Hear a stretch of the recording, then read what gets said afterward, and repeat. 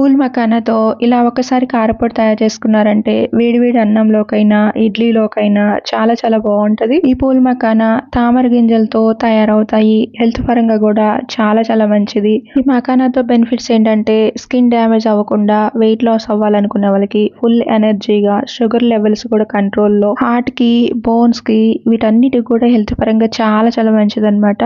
ఈ మకానా కారపొడికి ఏమేమి కావాలో చూద్దాం. ఫస్ట్ గా అయితే ఫుల్ టేబుల్ స్పూన్ అయితే నెయ్యి తీసుకోండి. నెయ్యి తీసుకుంటే చాలా బాగుంటది ఈ కారపొడికి. 1 కప్పు వరకు ఇలా పూల్ మకానా తీసుకోండి.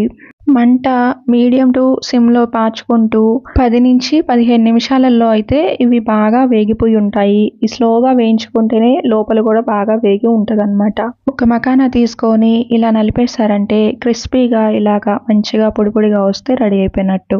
ధనియాలు ఒక 2 స్పూన్లు ఇలా డ్రైగానే వేయించేసుకోవాలి. వీటిని వేయించేసుకుంటూ మధ్యలోనే జీలకర్ర కూడా 1 స్పూన్ వరకు తీసుకొని ఇలా వేయించేసుకోండి.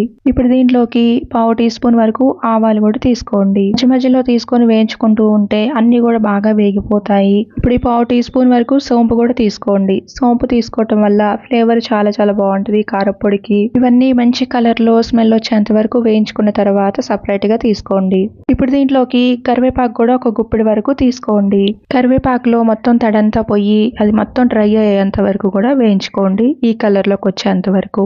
ఎండుమిరపకాయలు కూడా ఒక 7 వరకు తీసుకోండి. 1/4 టీ స్పూన్ ఆయిల్ తీసుకొని ఈ ఎండుమిరపకాయల్ని బాగా వేయించి తీసుకోండి. ఇలా కలర్ చేంజ్ అయ్యేంత వరకు కూడా. ఇలా జార్లోకి ఎండుమిరపకాయలు, ధనియాలు, జీలకర్ర, సోంపు, ఆవాలు అన్నీ కూడా ఇలా మిక్సీ వేసుకోండి మెత్తగా వచ్చేటట్టు. ఎండు కొబ్బరి కూడా ఇలా 1 స్పూన్ వరకు దీంట్లోకి తీసుకోండి. టేస్ట్కి తగ్గట్టు 1/4 టీ స్పూన్ ఉప్పు తీసుకొని కరివేపాకు కూడా వేసేసుకొని బాగా మిక్సీ పట్టి తీసుకోండి. ఇలా రెడీ అయిపోయిన తర్వాత ఇప్పుడు దీంట్లోకి మకానా తీసుకోండి. ఇందాక వేయించుకునే మొత్తం కూడా ఇలా మొత్తం కూడా తీసుకున్న తర్వాత మళ్ళీ ఒక్కసారి బాగా మిక్సీ పట్టి తీసుకోండి. ఇలా కారపొడిలాగా రెడీ అయిపోతుంది.